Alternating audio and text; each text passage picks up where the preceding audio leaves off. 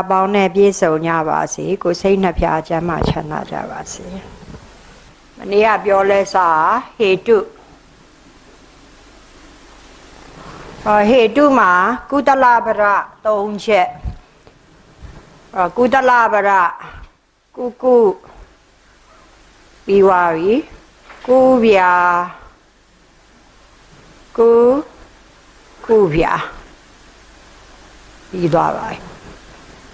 အဲ့လိုပဲအကုသလပရ3ချက်အကုတလေနာအကုတလံပေါ့အကုတလေနာအဗျာကဒံအကုတလေနာအကုတလာဗျာကဒံအဲ့တော့ကုသလပရ3ချက်အကုသလပရ3ချက်ပြီးသွားတယ်ပြီးတဲ့အခါကျရင်မနေ့ကပြောလက်စဗျာနော်အဲ့တော့ဗျာမနေ့ကပဝိတ္တိဗျာပဝိတ္တိပြီးသွားပြီပြီးတော့ဗျာပဋိသန္ဓေပြီးသွားနော်အဲ့တော့ဗျာပဋိသန္ဓေလေးကိုမနေ့ကပြောတဲ့အခါကျတော့ဟေတုရဲ့ဗျာပဋိသန္ဓေအခါကိုစတုဝါရပေါ့နော်အဲ့စတုဝါရနဲ့ပြောတယ်ဒွေဝါရနဲ့ပြောမယ်ပေါ့မနေ့ကပြောတာစတုဝါရဒွေဝါရအောင်ပြောပြီးသွားလားမသိဘူးဝတ္ထုကံထိပြီးသွားပြီနော်ဒါဆိုရင်ဗျာဝတ္ထုကံရုပ်တက်ပြီးသွားပြီနော်ရုပ်တက်လည်းပြီးသွားတယ်ဝတ္ထုကံထိပြီးသွားပြီဒါဆိုရင်ဒါနံပါတ်9ပေါ့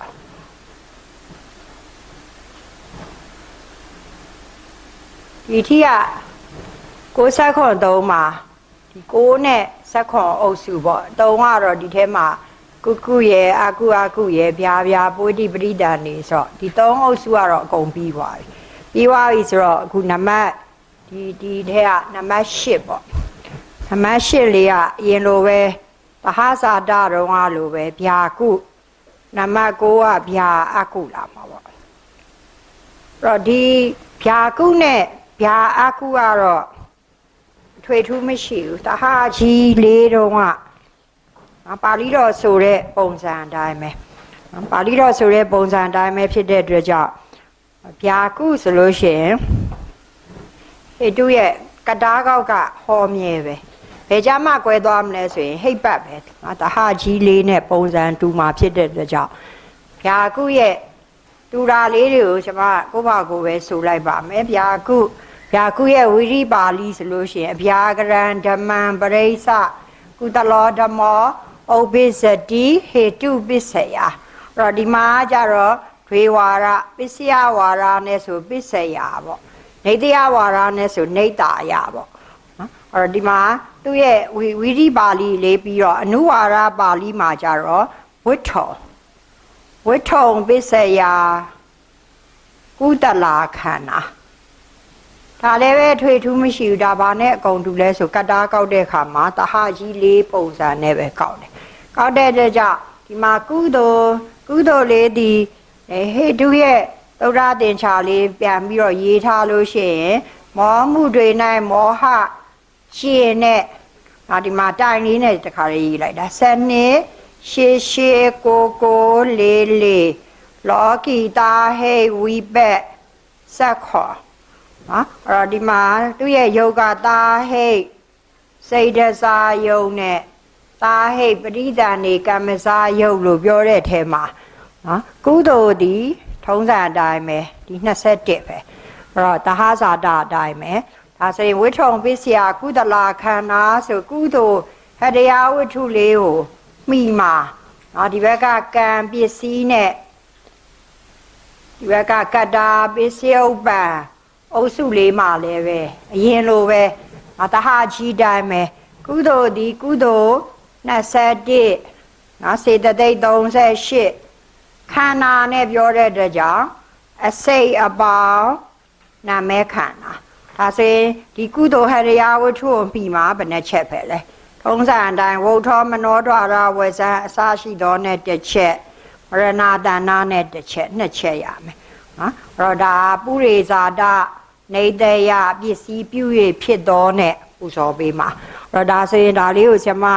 နော်ဒီဟရိယဝတ္ထုလေးကိုမှီတာဖြစ်တဲ့ကြောင့်မလုပ်ပေးတယ်ဘုံတက်ပေးတယ်ဒါဆိုရင်ဟိုဒီမှာပါဠိတော်လေးကိုကောက်မယ်ဆိုလို့ရှိရင်အဗျာဂရေနကုသလံ၌ကုသလောဓမ္မောဟုကုသကွယ်ကုလောကတာကုဗျာဂရေနကုသလံ၌ပေါ့နော်ဒီမှာကုသလာခန္ဓာဒါဆိုလို့ရှိရင်ဒီမှာကတာကောက်ဤကတာပုတ်ဤအရာခါဆိုလို့ရှိရင်ဗာနဲ့သွားမယ်ဘုထောမနောဒွါရဝဇံအစာရှိသောရှေသောစိတ်နှင့်အတူဥပတ်သောဟရိယဝတ္ထုမရဏတဏ္ဍအခါသုတိစိတ်မှပြန်ရေးသော18ချက်မြောက်သောစိတ်နှင့်အတူဥပတ်သောဟရိယဝတ္ထုကိုပုရိဇာတနေတယပစ္စည်းပြု၍ဖြစ်သောပစ္စဝကာရဘုံ၌ဖြစ်သောအခါကုသိုလ်စေဧကဝိဒစေတသိက်အထဒိဋ္ဌအစိတ်အပေါင်းနာမဲခန္ဓာပစ္စယုပ္ပံတရားယာဤကောက်ပုံကောက်နည်းဂုံတူလိမ့်မယ်နော်တဟာကြီးလေးပုံစံတိုင်းဒါမဲ့ဒီမှာဟိတ်ပတ်ကောက်တဲ့အခါမှာဟိတ်ပတ်ကောက်တဲ့အခါမှာထုံးစံအတိုင်းပဲဗျာကုဆိုရင်သူရဲ့အရင်ပုံစံအတိုင်းပဲဗျာလေးကိုကုသိုလ်ပြုလိုက်တယ်ကုသိုလ်ပြုလိုက်တော့ကုအတိုင်းဘုံတကောက်ကုအတိုင်းဘုံတကောက်ဆိုတာမှာဟေတုရဲ့ကုဟိတ်ပတ်ကောက်တော့ဟေတုဒီတဟာငယ်ဖြစ်တဲ့ကြောင့်သူဘလို့ခေါ်လိုက်တယ်ကုတော့တံမြုတ်တဲ့ခန္ဓာတံမြုတ်တဲ့ခန္ဓာအာတတ်သောဘုံတက်ပြီပြင်စောကာရဘုံ၌ဖြစ်သောအခါတခါလေးပြောပြီနော်အဲ့တော့ဟေတုပစ္စယဟုသောဟိတ်ပိုက်အရာကတံမြုတ်တဲ့ခန္ဓာအာတတ်သောပြင်စောကာရဘုံ၌ဖြစ်သောအခါကုသိုလ်စေဧကဝိဒစေတသိက်အထဒိဋ္ဌစိတ်တခဏတစ်ခု၌ရှိသောဒွိဟိတ်ဖြစ်အံ့အာလောဘအာဒေါသတိဟိတ်ဖြစ်အံ့အာလောဘအာဒေါသအာမောဟဤဟိတ်နှစ်ပါးသုံးပါးပစ္စည်းတရားတို့ဤဟေတုတတ္တိယဤဒါဆိုရင်ကျွန်တော်တို့ကုကောက်တဲ့ဟာလေးကိုဘုံတက်လိုက်တာပဲ꿰သွားမယ်နော်အဲ့တော့ဒါဆိုရင်ဒါကဘာပြီးွားလဲဆိုရင်ဗျာကုပေါ့ဗျာကုပြီးလို့ရှိရင်ဗျာအကုနော်အဲ့တော့ဒါလေးတွေကိုအုပ်စုလိုက်တူတာနဲ့ပဲတခါတည်းတွဲပြောတာဒီပို့ပြီးတော့လွယ်တယ်မှတ်မှတ်မိတယ်ဒါဆိုနံပါတ်9အနေနဲ့ဗျာအကုပေါ့ဗျာအကုဆိုရင်ကုသိုလ်နေရာမှာအကုသိုလ်လေးဝင်သွားမယ်ဝိထုံပစ္စယအကုသလခန္ဓာနော်အဲ့တော့ဒီမှာကြားလို့ရှိရင်တတိထားမှာအကုသိုလ်ဒီဘယ်ချမ်းမှာရှိတယ်ပစ္စယုပ္ပံပစ္စယုပ္ပံဘယ်ချမ်းမှာရှိတဲ့အတွက်ကြောင့်မလို့သူဟရိယဝတ္ထုလေးကိုမှီတာလေးကိုကောက်တဲ့ချိန်မှာဒီအကုသိုလ်ဒီပစ္စယုပ္ပံဘက်မှာရှိတဲ့ကြောင့်ဟေတုမှာပစ္စယုပ္ပံဘက်မှာရေတော့မယ်ဆိုရင်ဘာကျင်ရလဲမောတွေမောကျင်ရတယ်ဒါလေးသတိထားတယ်အဲ့တော့အကုသိုလ်ဒွါဒတမှာမောမှုတွေ၌မောဟကျင်တဲ့စေတသိက်ကတော့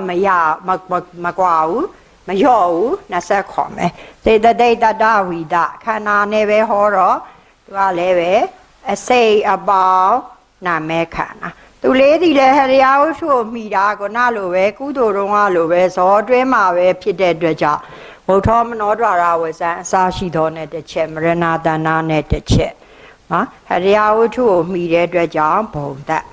ဒါပဲဒါဆိုရင်ကျွန်မပူဇော်မယ်ဒီမှာလည်းပဲပူဇော်တဲ့အခါမှာကတ္တာကောက်ဆိုရင်ကတ္တာပုတ်ဤအရာခါဆိုရင်လိုပဲ ဘုထောမနောဒရာဝဇံအစာရှိသောရှိသောစိတ်နှင့်တူဥပတ်သောဟရယဝတ္ထုမရဏတဏအခါသုတိစိတ်မှပြန်ရသော18ချက်မြောက်သောစိတ်နှင့်အတူဥပတ်သောဟရယဝတ္ထုကိုပုရိသဒနေတယပစ္စည်းပြု၍ဖြစ်သောပြင်စဝကာရဘုံ၌ဖြစ်သောအခါအကုသိုလ်စိတ်တွာထတဒီမှာပါဠိထုလဲမောမှုတွေ၌မောဟကျင်သောစေတသိက်တတဝိဒအစိတ်ပေါင်းနာမဲခန္ဓာပိစုပန်တရားယာဤနော်အဲ့တော့ဟိဘတ်ကောက်တဲ့အခါမှာလည်းပဲဗျာအကုဆိုလို့ရှိရင်ဗျာကိုအကုသို့ပြုအကုအတိုင်းဘုံတတ်ကောက်နော်ဒါဆိုရင်သူ့မှာလည်းပဲဗျာကိုအကုသို့ပြုအကုတိုင်းဘုံတတ်ကောက်ဖြစ်တဲ့အတွက်ကြောင့်ဒီမှာခေါ်တဲ့အခါမှာအကုသို့တော့ကတံပြုတ်တဲ့ခန္ဓာအာတတ်သောအကုသို့ဒီဘက်ကတော့ကံဘက်ဖြစ်တော့ရိုးရိုးပဲအကုသို့စိတ်ဓာတတစေတသိက်တတဝိဒစိတ်တခဏတစ်ခု၌ရှိသောနောက်သူမှကြတော့လောဘမူဖြစ်အံလောဘမောဟဒေါသမူဖြစ်အံဒေါသမောဟ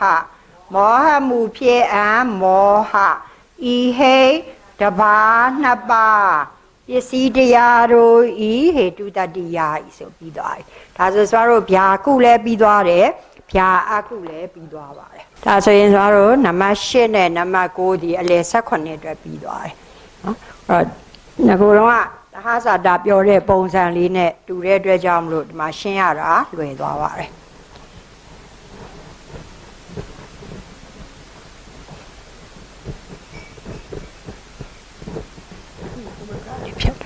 အဲ့တော့တက်ဆယ်ဗျာကုဗျာကုဗျာနဲ့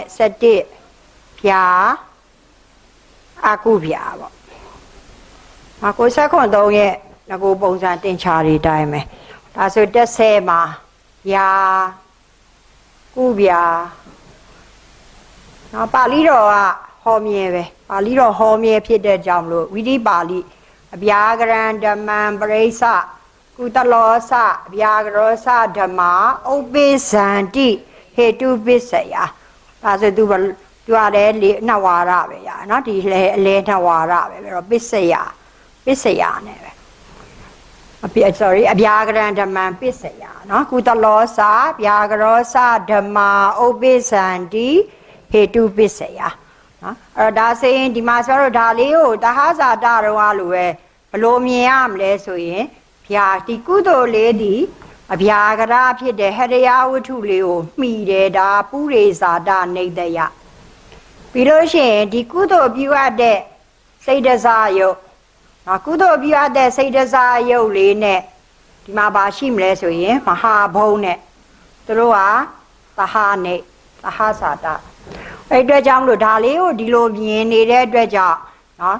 သူရဲ့အနုဝါဒပါဠိလေးဒီသဟာကြီးတုံးကလိုပဲသဟာဇာတလေးပစ္စည်းတုံးကလိုပဲနှစ်လွှာရှိတယ်ဒီအလွှာအတွက်ကကြတော့ဝိထုံပစ္စယကုတလာခန္ဓာနော်ဒီမဟာဘုံနဲ့စိတ်တစားယုတ်အတွက်ကကြတော့မဟာဘူတေပစ္စယစိတ်ဓာသမုဋ္ဌာနံရူပံမနေ့ကပြောထားတဲ့တဟာကြီးရဲ့ပါဠိတော်ပုံစံထဲမှာတူတူပဲပါဠိကျက်ရတာလွယ်သွားမယ်ဟုတ်ဒါဆိုရင်ဝိထုံပစ္စယကုတလာခန္ဓာနဲ့မဟာဘူတေပစ္စယဒီလိုလေးကွဲသွားတဲ့အတွက်ကြောင့်ဒီမှာဟရိယဝတ္ထုလေးဒါလေးကိုကြည့်လိုက်လို့ရှိရင်လို့ပေါ့ဟရိယဝတ္ထုလေးကိုကုသိုလ်မိတာထုံးစံအတိုင်းဝုထောမနောဒရဝဇံနဲ့တစ်ချက်မရဏတဏအခါနဲ့တစ်ချက်ပုရိဇာဒနေတယပစ္စည်းပြု၍ဖြစ်မှာဒီမှာကုသိုလ်ဟရိယဝတ္ထုကိုမိတဲ့အတွက်ကြောင့်ဘုံသက်ကုသိုလ်21စေတသိက်38သူပါနဲ့ဟောလေခန္ဓာနဲ့ပြောတော့အစိတ်အပေါင်းနာမဲခန္ဓာနော်ပြီးတော့မှဒီကုသိုလ်လေးဒီမဟာဘုံနဲ့ဥပါဒာယုတ်တကယ်တော့ဒီကုသိုလ်ပြုတာဒီစိတ်တစားယုတ်ကုသိုလ်ပြုရတော့စိတ်တစားယုတ်ထဲမှာဘုံလည်းရှိတယ်ဥပါဒာယုတ်လည်းရှိမယ်အကုန်လုံးရှိနေတယ်ဒါကြောင့်မလို့ ထိုနာမဲခန္ဓာနော်ထိုနာမဲခန္ဓာပြုအပ်သောမဟာဘုတ်ကိုနော်ပုရိသဟဇာတာနေတယပစ္စည်းပြု၍ဖြစ်သောစိတ်တစားယုတ်ဒီစိတ်တစားယုတ်နော်ဒီလိုလေးဒါလေးဆိုရင်ဆိုတော့သူ့ကိုဒီလိုမျိုးမြင်နေဆိုရင်ဒါဆိုလို့ရပါပြီနော်အဲ့ဒါဆိုရင်ဆိုပြပါမယ်ကတားကောက်တဲ့အခါမှာကတားကောက်ဤအရာကပဲเนาะကတားပုတ်ဤရာကဆိုမှဖြတ်ဆိုလိုက်ပြီเนาะကတားပုတ်ဤအရာကဆိုရင်ဝုထောမနောဒရဝဇံအစာရှိသောရှေသောစိတ်နှင့်တူဥပတ်သောဟရိယဝတ္ထုမရဏတဏ္ဍကသုတိစိတ်မှပြန်ရသော18ချက်မြောက်သောစိတ်နှင့်တူဥပတ်သောဟရိယဝတ္ထုကိုပုရိသတာနေတယပစ္စည်းပြု၍ဖြစ်သောပြင်စောကာရဘုံ၌ဖြစ်သောအခါကုသိုလ်စေဧကဝိဒစေတသိက်အထဒိဋ္ဌအစိတ်စိတ်နာမဲခန္ဓာထိုနာအစိတ်အပေါင်းနာမဲခန္ဓာထိုနာမဲခန္ဓာပြုအပ်သောမဟာဘုတ်ကိုသဟဇာတာနေတယပစ္စည်းပြု၍ဖြစ်သောစိတ်တစားယုတ်ပစ္စယုတ်ပံတရားယာဤဒီလိုလေးမြင်သွားရင်ကိုယ့်ဘာကိုအလိုက်တင်လေးဆိုလို့ရပါတယ်နော်ဒါဆိုရင်ဗျာကုဗျာရဲ့ကတားကောက်တိဝါပြီဆိုရင်ဟိတ်ပတ်ဒီထုံးစံအတိုင်းပဲဗျာကုဗျာဟိတ်ပတ်ကောက်တော့မယ်ဆိုရင်ဗျာကိုကုသိုလ်ပြုနော်အဲ့တော့ကုဗျာအတိုင်းဘုံတက်ကောက်ဆိုတော့ငကိုတဲ့ကကုဗျာဒီဘုံတက်ပြီးသားဖြစ်တဲ့ကြောင့်ဒါမနေ့ကကျွန်တော်တို့ပြောတဲ့ကုဗျာကောက်တဲ့အတိုင်းလေးဟိတ်ပတ်ကောက်လိုက်အောင်မယ်ဒါဆိုထွေထူးပြောစရာမလိုတော့နော်ဒါဆိုပါပြီးသွားလဲဗျာကုဗျာနော်ဒါဗျာကုဗျာပြီးသွားပြီဆိုတာနဲ့ဗျာအကုဗျာ7ပေါ့ဗျာအကုဗျာနော်အဲ့တော့ဗျာအကုဗျာမှာလဲပါဠိတော်လေးဒီကုသိုလ်နေရာမှာအကုသိုလ်လေးထည့်ဆိုလိုက်တာပဲအဲ့တော့မဆိုတော့ဘူးအဓိကဘာကိုပြောချင်လဲဆိုရင်ကတားကောက်တဲ့အခါမှာကြည်လိုက်လို့ရှိရင်ဒီကုသိုလ်ဒီအကုသိုလ်လေးဒီဘယ်ဘက်ချမ်းမှာရှိနေလဲပစ္စယုပ္ပံပဲချမ်းအဲ့ဒါလေးပဲတတိထားမှာပစ္စယုပ္ပံပဲချမ်းမှာရှိတဲ့အတွက်ကြောင့်မလို့သူ့ကြရင်ဒီဘက်ကဒါလေးဒီကတာပစ္စယုပ္ပံဘက်မှာရှိတော့သူ့ကိုပါကျင်ရတော့မောတွေမောကျင်ပေးရပါတယ်အဲ့ဒါကြောင့်အကုသိုလ် द्वा ဒတ္တမောမှုတွေ၌မောဟကျင်တဲ့စေတသိက်20ခွန်နော်အစိတ်အပေါင်းနာမဲခန္ဓာဒါလေးပဲပြောင်းသွားမယ်ဒါဆိုရင်စမကတားကောက်ပြမယ်ကတားပုတ်ဤအရာကဒီမှာကျတော့ဝုထောမနောဒရဝဇံအစာရှိသောရှေသောစိတ်နှင့်တူဥပတ်သောဟရိယဝတ္ထုမရဏတဏ္ဍကသုတိစိတ်မှပြန်ရသော18ချက်မြောက်သောစိတ်နှင့်တူဥပတ်သောဟရိယဝတ္ထုကိုပုရိသတာနေတယပစ္စည်းပြု၍ဖြစ်သောပြင်စောကာရဘုံ၌ဖြစ်သောအခါအကုသိုလ်စိတ် द्वा ဒတ္တမောမှုတွေ၌မောဟကျင်သောစေတသိက်တတဝိဒအစိတ်အပေါင်းနာမဲခန္ဓာထိုနာမဲခန္ဓာပြုအပ်သောမဟာဘုတ်ကိုသဟဇာတာနေတယပစ္စည်းပြု၍ဖြစ်သောစိတ်တစားယုတ်ပစ္စယုပ္ပံတရားယာဤအဲ့တော့ဗျာကုဗျာရရင်ဗျာအကုဗျာလေးဒီဘက်မှာအကုသို့မှာဘလို့ပြောင်းလဲသွားလဲဒါလေးကိုရှင်းချက်လိုက်ရတယ်ဒါဆိုရင်သူ့ရဲ့ဟိတ်ပတ်ကောက်တဲ့အခါမှာလည်းပဲဗျာအကုဗျာဆိုရင်ဗျာကိုအကုသို့ပြုအကုဗျာအတိုင်းဘုံတက်ကောက်ဆိုတော့ပြီးသွားပါပြီเนาะဒါဆိုရင်နံပါတ်7ထိပြီးသွားသမီးသားလေးဖြတ်ပြီးပါအဲ့7 73 14ထုံးစံအတိုင်းလေးပဲเนาะအဲ့တော့ဒါအကြောင်းလို့ဆိုတော့တဟာကြီးလေးကိုအခြေခံပြီးတော့တင်ထားလိုက်တယ်ဆိုပါဠိတော်ဒီအဲ့ဒီတိုင်းသွားတဲ့အတွက်ကြောင့်ဘယ်နေရာလေးတွေပဲနည်းနည်းကွာနိုင်တယ်ဝတ္ထုကံလိုနေရာမျိုးเนาะဟိုတွေ30ပါမပါလိုနေရာမျိုးအဲ့လိုလေးပဲနည်းနည်းပါပါအပြောင်းလဲရှိပါတယ်အဲ့တော့7เนาะနံပါတ်7ဆိုရင်ကုဗျာကုဗျာဗဒတွေလာပြီကုဗျာကုပေါ့เนาะအဲ့ကုဗျာကုဆိုလို့ရှိရင်ကုဗျာကုလေးဒီတဟဇာတတော်ကလို့ပဲကုသိုလ်ချင်းနော်သူတို့ဒီ1 3 နဲ့3 1 2ပေါ့ဒါလေးကတဟဇာတတဟနေနဲ့အဲ့တော့ဒီကုသိုလ်ဒီဘသူ့ကိုမိလဲဟရိယဝတ္ထုလေးကိုမိမှာပုရိနေဒါဆိုဒါလေးကိုဒီလိုမြင်ရင်ပါဠိတော်လွယ်လွယ်ကူကူပဲဆိုလို့ရပါတယ်အဲ့တော့ဒါဆိုရင်ဝိရိပါဠိလေးပဲကျွန်မရင်ဆိုပြလိုက်မယ်ကုတလင်စအဗျာကရင်စဓမ္မံပစ္စယနော်ကုတလောဓမ္မောဥပ္ပစ္စတိ ဟေတုပစ္စယတော့ပါဒီမှာဒါလေးဒီဟတရားဝတ္ထုဖြစ်တဲ့ကြောင့်ဒီနေရာမှာဝိထုံစလေးဝင်လိုက်မယ်ဝင်လိုက်လို့ရှိရင်ကုတလံဧကံခန္ဓင်စဝိထုံစပစ္စယတယောခန္ဓာတယောခန္ဒီစဝိထုံစပစ္စယဧကောခန္နောဒွေခန္ဒီစဝိထုံစပစ္စယဒွေခန္နာဆိုပြီးတော့သူ့ရဲ့အနုဝါဒပါဠိတော်လေးသဟဇာတအတိုင်းပဲရမယ်တော့ဒါဆိုရင်လည်းပဲသူ့ကိုကျွန်တော်တို့က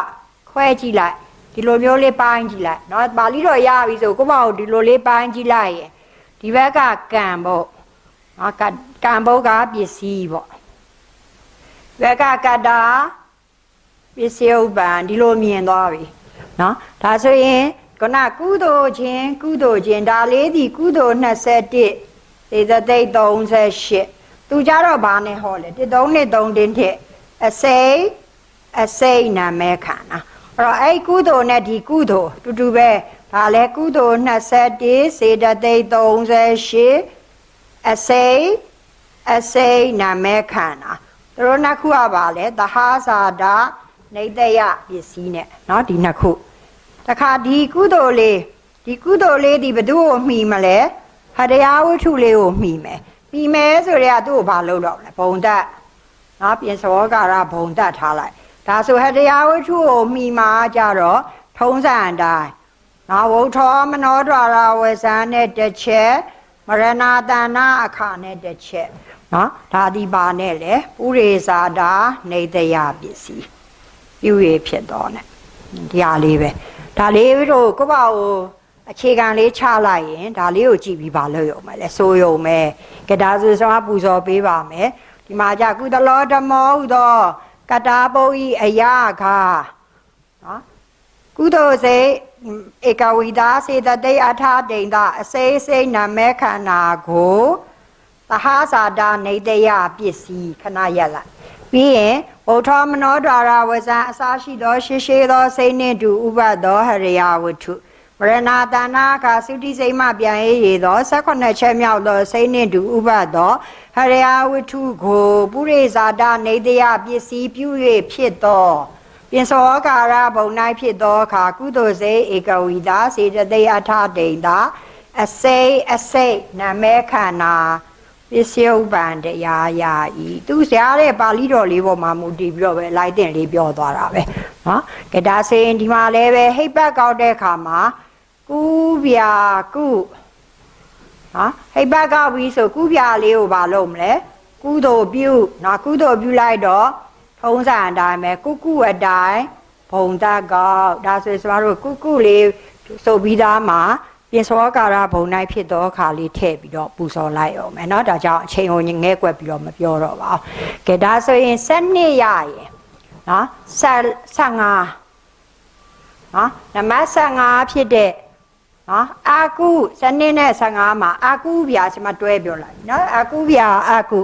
ဒါဆိုရင်အာကုဗျာအာကုဆိုလည်းပဲပါဠိတော်လေးကတော့တူတူပဲဝိရိပါဠိမဆိုတော့ဘူးအနုဝါဒပါဠိဆိုရင်အာကုတလံဧကံခန္ဒင်စဝိထုံစပစ္စယတယောခန္ဓာတယောခန္နေစဝိထုံစပစ္စယဧကောခန္နောဒွေခန္နေစဝိထုံစပစ္စယဒွေခန္နာဆိုပြီးတော့ပါဠိတော်အကုသိုလ်နေရာမှာအကုသိုလ်လေးနဲ့ပူဇော်လိုက်ပြီးတော့နော်ဒီမှာရေးတဲ့အခါကျရင်ဒီဘက်ကကံနဲ့ကတာဒီမှာအကုသိုလ်ဖြစ်သွားပြီဆိုရင်ကံဘုတ်ဖက်မှာတော့အကုသိုလ်ဆက်ဒွါဒတ္တာစေတသိက်တတဝိဒဒီဘက်မှာအပြောင်းလဲဒီတိုင်းလေးရေးပေမဲ့ပစ္စယဥပ္ပံပဲချမ်းကြရင်တော့ဘာလုပ်ပေးရတော့မလဲမော်ရိမော်လေးကျင်ပေးရမှာဖြစ်တဲ့အတွက်ကြောင့်အကုသိုလ်ဒွါဒတ္တာမောမှုတွေ၌မောဟရှင်နဲ့စေတသိက်တတဝိဒသူလည်းအစိတ်နာမဲခန္ဓာဒီလိုလေးပဲပြောင်းသွားတယ်ဒါဆိုရင်ကျန်တာဒီပုံစံအတိုင်းဆိုလို့ရပြီဖြစ်ကြောင်းပူဇော်ပေးပါမယ်ဒီမှာလည်းပဲအကုသလောဓမ္မောဟုသောကတာပုဤအယခာအကုသိုလ်စိတ်ဒွါဒတာစေတသိက်တတဝိတာအစိတ်နာမဲခန္ဓာကိုသဟဇာတာနေတယပစ္စည်းဝ ဗုဒ္ဓမနောဒရာဝဇံအစာရှိသောရှေရှေသောစိတ်နှင့်တူဥပသောဟရိယာဝတ္ထုမရဏတနာကသုတိစိတ်မှပြန်ရည်သော18ချက်မြောက်သောစိတ်နှင့်တူဥပသောဟရိယာဝတ္ထုကိုပုရိဇာတနေတယပစ္စည်းပြု၍ဖြစ်သောပြင်စဝောကာရဘုံ၌ဖြစ်သောအခါအကုသိုလ်စိတ်ထွာတတ်သာမောမှုတွေ၌မောဟကျင်သောစေတသိက်တတဝိတာအစိတ်စိတ်နာမဲခန္ဓာပစ္စယုပ္ပံတရားရအဲ့တော့ဒီမှာဒီပြင်စောကာရလေးကဒီမှာထည့်လဲရတယ်ငကိုတွေကရှေ့မှာထည့်ထားလဲရတယ်เนาะအဓိကဘုံတတ်ဖို့ပါရင်ရပါပြီအဲ့တော့ဒီမှာလည်းပဲသူရဲ့ဟိတ်ပတ်ကောက်တဲ့အခါမှာအကုဗျာအကုဖြစ်သွားတဲ့ကြောင့်အကုဗျာလေးကိုအကုသို့ပြုအကုအတိုင်းဘုံတတ်ကောက်အကုရှာပြီးသားဖြစ်တဲ့ကြောင့်အဲ့တိုင်းလေးမှာဘုံတတ်ပြီးတော့ပြင်စောကာရဘုံတတ်လိုက်ရုံပဲဒါဆို15ရရင်12ရရင်15အဲ့လိုပုံစံလေးပြောင်းသွားတယ်ဆိုရှင်ကျက်လို့ရပါတယ်နော်အဲ့တော့ဒါပြီးသွားတဲ့အခါကျရင်73ကကြတော့ကူးပြ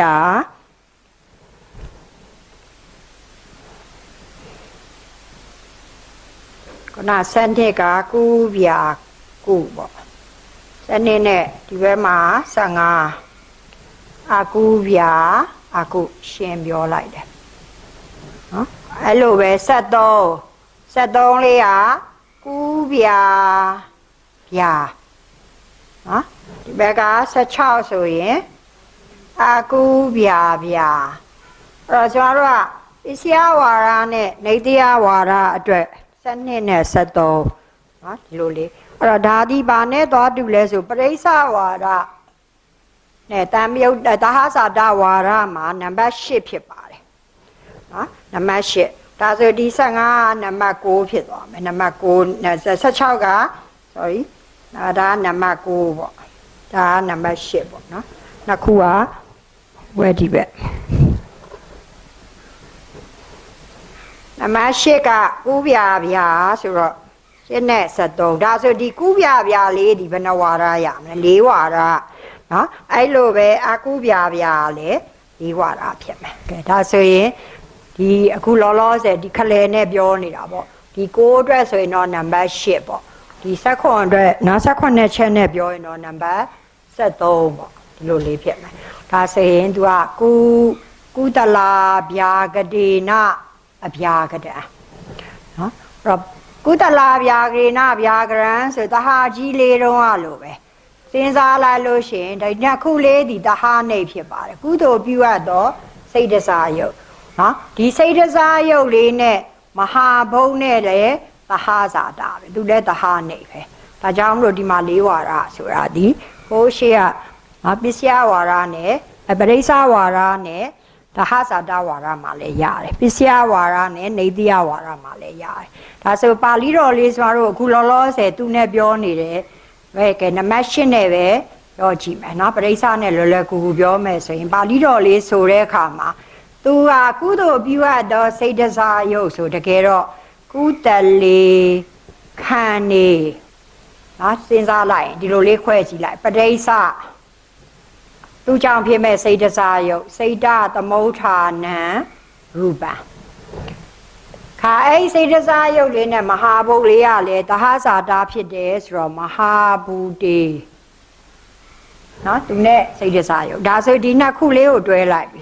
စလေးနဲ့နော်စာချက်တာလွယ်လွယ်လေးပဲတော့ကုတလေခန္နေစမဟာဘူတေစပရိစ္ဆစိတ်တသမုဋ္ဌာနံရူပံဒီမှာ၄ဝါဒရတယ်နော်ဒါဆိုရင်ဒါလေးကသူ့ရဲ့အနုဝါဒရေးပြပါဆိုဒီပုံစံလေးဖြစ်ပြီးတော့ဒါလေးကိုကောက်တဲ့အခါမှာလည်းပဲခုနလိုခွဲကြည့်လိုက်ကိုယ့်ဘာကိုအမြဲတမ်းအကျင့်လို့ဒါဆိုရင်ဒီဘက်ကကံပစ္စည်းပေါ့ဒီလိုလေးခွဲလိုက်တာနဲ့သိပြီဒီဘက်ကကတ္တာပစ္စယုပ္ပံနော်အဲ့တော့ဒါဆိုရင်ကုသိုလ်ပြုအပ်တဲ့စိတ်တစားယုတ်ကုသိုလ်စိတ်ဧကဝိဒစေတသိက်အထဒိဋ္ဌခန္နေစအစိတ်အပေါင်းနာမဲခန္ဓာမဟာဘူတေစအစိတ်အပေါင်းမဟာဘုတ်ကိုပရိစ္ဆာနဲ့ဟောမယ်ဆိုရင်တော့ဆွဲ၍ဖြစ်တော်ပေါ့၄ဝါဒဒါဆိုသူကြောင့်ဖြစ်မဲ့စိတ်တစားယုတ်ဒါဆိုယုတ်ပိုင်းဒီမှာဘာလုပ်ပေးမလဲဘုံတတ်ပေးနော်ဒီလိုလေးဝင်သွားမယ်ဒါဆိုရင်ဒါလေးကိုပူဇော်ကြည့်မယ်ဆိုရင် အဗျာကရောဓမောဟုသောကတာပုတ်ဤအရာခါပြင်စောကာရဘုံ၌ဖြစ်သောအခါကုသိုလ်စိတ်ဧကဝိဒစေတသိက်အထာတိန်သာအစေအပေါင်းနာမဲခန္ဓာအစေအပေါင်းမဟာဘုတ်ကိုဆွဲရဖြစ်သောကုသိုလ်ပြုအပ်သောစိတ်တစားယုတ်ပစ္စယုပ္ပံတရားယာဤဒါလေးပဲเนาะကဲဒါဆိုရင်ကူးပြပြရရင်သူ့ရဲ့ဟိတ်ပတ်ကူးပြပြထုံးစံအတိုင်းပဲကူးပြကိုကုသိုလ်ပြုလိုက်ရင်ကူးပြအတိုင်းဘုံတက်ကောက်ငကိုတည်းကကူးပြသည်ဘုံတက်ပြီးသားဖြစ်တဲ့ကြောင့်ကူးပြပြရဲ့ဟိတ်ပတ်ဒီဘာနဲ့တူတူပဲလေကူးပြရဲ့ဟိတ်ပတ်နဲ့တူတူပဲဖြစ်ပါတယ်ကဲဒါဆိုရင်ဒါရှစ်လဲရပါမယ်ဒါတရား73ရပါတယ်အဲ့တော့ဒါဆိုရင်သူ့ကိုပဲနော်ဒီမှာ6နဲ့16နော်6နဲ့16ဒီပစ္စယပရိစ္ဆဝါဒအတွက်ဆို6ပေါ့ဒီဆက်ခွန်မှာဆိုရင်တော့16ပေါ့ဒါဆိုသူကကြတော့အာကုပြပြဒါဆိုလည်းပဲဒီမှာအာကုသိုလ်လေးပြောင်းလိုက်ရုံပဲနော်အဲ့တော့ဒီမှာကြရင်ဒီဘက်ကံဘုတ်ဖက်ဖြစ်တဲ့အတွက်ကြောင့်ဒီမှာအာကုသိုလ်ဒွါဒတစေတသိက်တတဝိဒနဲ့ပဲဒီပုံစံလေးဖြစ်သွားမယ်ဒါကြောင့်သူရဲ့ကတာကောင်းမယ်ဆိုရင်ဗျာကရောဓမောသောကတာပုတ်ဤအရာကပြင်စောကာရဘုံ၌ဖြစ်သောအခါအကုသိုလ်စိတ်ဒွါဒတစေတသိက်တတဝိဒအစိတ်အပေါင်းနာမဲခန္ဓာအစိတ်ပေါင်းမဟာဘုတ်ကိုဆွဲဖြစ်သောအကုသိုလ်ပြုအပ်သောစိတ်တစားယုတ်ပစ္စယုပ္ပံတရားယာဤသူရဲ့အိပ်ပတ်ကောက်တဲ့အခါမှာလဲအာကုပြလေးကိုအာကုသိုလ်ပြုအာကုပြအတိုင်းဘုံတက်ကောက်ဆိုတော့အာကုပြဘုံတက်ပြီးသားဖြစ်တဲ့ကြောင့်အာကုပြပြရဲ့ဟိပ်ပတ်ဒီပါနဲ့တူတူပဲလေအာကုပြရဲ့ဟိပ်ပတ်ကောက်နီးနဲ့အကုန်တူပါတယ်အဲ့တော့ဒါဆိုရင်ဆိုတော့66လဲပြီးသွားပါတယ်ကဲနောက်ဆုံးဒီမှာဆိုရင်နောက်ဆုံးပေါ့ဒီမှာ14သူတို့နှစ်ခုတွဲလိုက်ပြီးကုပြပေါ့ဘယ်မှာဆိုလဲစက်ခွန်ပေါ့စက်ခွန်ဟာအာကုပြလို့ဒါဆိုရင်သူလေးကိုလုပ်ကြည့်အောင်နော်အဲ့ပြီးသွားရင်ဟေတုကပြီးတော့မှာပါဠိတော်ပူဇော်ပုံပူဇော်နည်းသည်တဟဇာတာနဲ့တူပါတယ်စက်ခွန်နော်ဒီမှာကုပြဒါလေးကိုမြင်ပြီးဆိုရင်ခုနပူဇော်ပြီးသားဖြစ်တဲ့ကုနဲ့ကုပြနဲ့ဒီလိုပေါင်းထားတာဒါလေးကိုမြင်နေရမယ်ဒီလိုကုနဲ့ကုပြအဲ့တော့ဒါဒီဗမာပဲရလဲဆိုတော့ပစ္စယဝါဒနဲ့နေတရားဝါဒမှာပဲရတဲ့အတွက်ကြောင့်ဒီမှာကျွန်တော်တို့ပူဇော်တဲ့အခါမှာ